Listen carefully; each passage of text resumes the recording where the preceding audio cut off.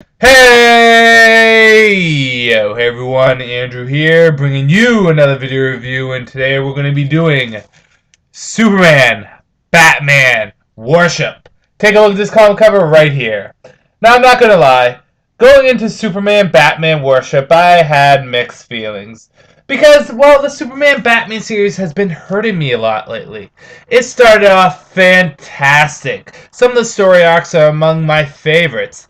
And then it just started to progressively go downhill. There were a few times when the stories were good, but it never was quite at the quality it was back in the early days.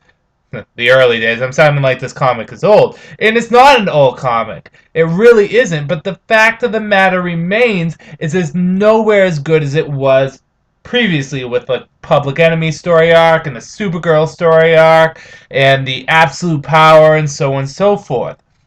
I don't know what it is about this comic that really made it lose its momentum and lose its stride. I have a theory that it's possibly because it's too self-contained of a series. See, if you look at the successful story arcs, and I'll just take Public Enemies and Supergirl for examples, they were big story arcs, momentous ones, that affected not only the comic and the characters, but the DC Universe in general. Public Enemy shook things up with Lex Luthor being president, and Supergirl introduced a completely new character to the DC Universe. But after those stories, and maybe a few stories afterwards, they really were self-contained stories. It didn't affect the DC Universe that much.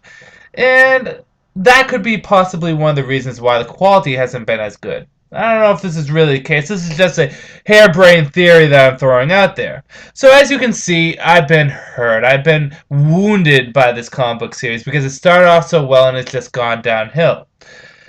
And I'm even more curious to why they haven't used Superman and Dick Grayson.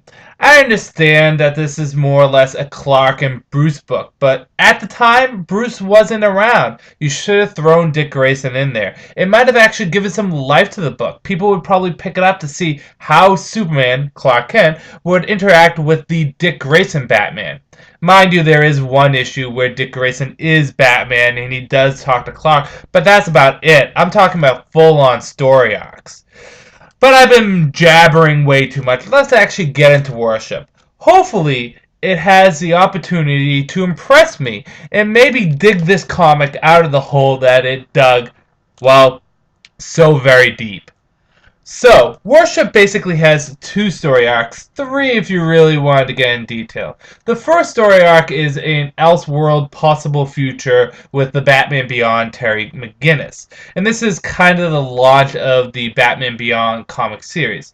And the basic story here is there's some ghosts going around Metropolis and kind of in Gotham taking out all these criminals. And Batman, Terry McGinnis Batman, needs to go out and find who this ghost is and stop them. At the same time, Superman is just absolutely devastated with his world. All his loved ones are gone. Metropolis is a shambles. Lex Luthor is running the show. He just has no motivation whatsoever to do anything. Because prior to this, he was under the control of Starro for, I don't know, 20 million years. I don't know the exact time. So it comes down to Superman and Batman teaming up to take down Lex Luthor once and for all. The next story is kind of two stories because one story deals with a bunch of people that are fanatical and worshippers of Superman, and the other deals with a bunch of people that hate Superman. Although the ones that hate Superman are such a small story that I really don't even count it. Basically, there's a cult, a group of individuals that view Superman as a god, which is interestingly enough because a lot of people try to write Superman as though he's Jesus. So, this group, this cultists, are so fanatical that they believe that they should sacrifice Lois Lane because she married Clark Kent instead of Superman. Little do they know that she actually did marry Superman. But, shh, don't tell them that. It's kind of a funny joke we play on them. Anyways, Superman's off in another galaxy doing his thing, beating up asteroids and meteorites, and it's up to Batman to save Lois Lane. He needs to be the hero for the damsel in distress rather than Superman. So the question is this: can Batman do the job that Superman does so well, save Lois's ass, or will the Dark Knight come up short? I'm sorry, I couldn't even take myself seriously. Batman failing at something Superman could do? Oh God, it's Batman!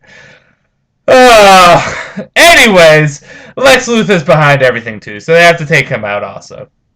On to the good, oh God, that was hilarious. On to the good, the bad, and whether or not you should get it. Good. Well, remember when I was talking earlier about how this comic really would benefit to actually having Dick Grayson as Batman and have a dynamic between him and Superman, kind of Superman being a pseudo-mentor? Well, that's kind of what you get with Terry McGinnis, and it works out very nicely. I am not a big fan of alternate futures and possible realities and all that stuff, and that really is what Batman Beyond in the comics is. It's an alternate universe. Although it takes ideas from the current mainstream comics, like mentioning Batman Inc., it is, on a whole, in an alternate universe. I'm not really a fan of them.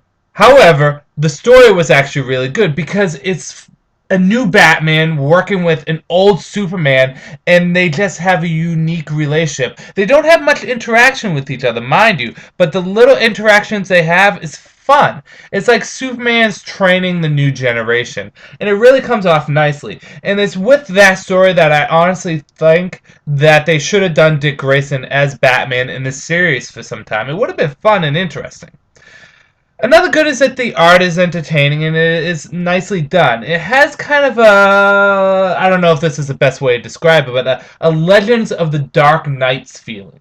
If you've ever read the Legend of the Dark Knights books, you know that the art was kind of shady, dark, gritty kind of, and you kind of get the art with this, and it looks really nice. I don't know what it is that appeals to me, because if you look at it in detail, it's not overly that impressive, but I guess it just feels right for the stories. In addition to that, it's nice to see Batman go off and do something while Superman's out and doing whatever he was doing. He was beating up asteroids. They didn't even explain why. He was probably trying to save people, but they really didn't go into detail. Anyways, it's nice to see Batman go out and save Lois Lane. I know that sounds silly and maybe it's a little, I don't know, biased of me because I love Batman so much, but it's nice to see him to go out and do something Superman would have done. It would be cool to see Superman do the same thing with Batman, like work with Commissioner Gordon on a case, which has been done before, mind you, but never in detail. So that's nice. Bad. Well, the first bad is that there's not much substance to the story. The stories, particularly the one with the cultists and the people that hate Superman, there's not much there at all. It really wasn't much of a story. I don't know how else to explain it. Is small little elements, and then Superman and Batman deal with them. That's about it. In addition to that, it seems as though they kind of given up on actually keeping this within a good continuity timeline. This is still canon, but you're never going to know where they take place. Which I guess is not that bad, because it kind of gives a little bit of freedom to the stories. It makes it as though the stories can stand on their own, rather than having to be connected to the DC universe, but it still is kind of, it's like, really? I mean, you can't keep track of where these stories take place. That's bothersome.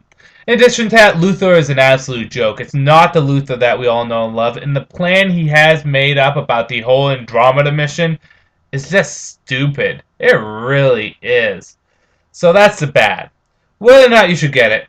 Well, I will admit, this didn't quite disappoint me as much as I thought it was. I thought I was going to downright hate this.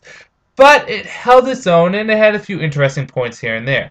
The strongest point, admittedly, is the Batman Beyond story. The weakest points are about everything else. Do I recommend picking it up? No, not at all. I mean, for trade paperback, this goes for $17.99. That's a lot for a trade.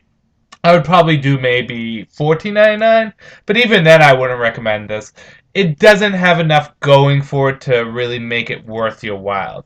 So if you see this, unfortunately I'm going to have to say pass off on it.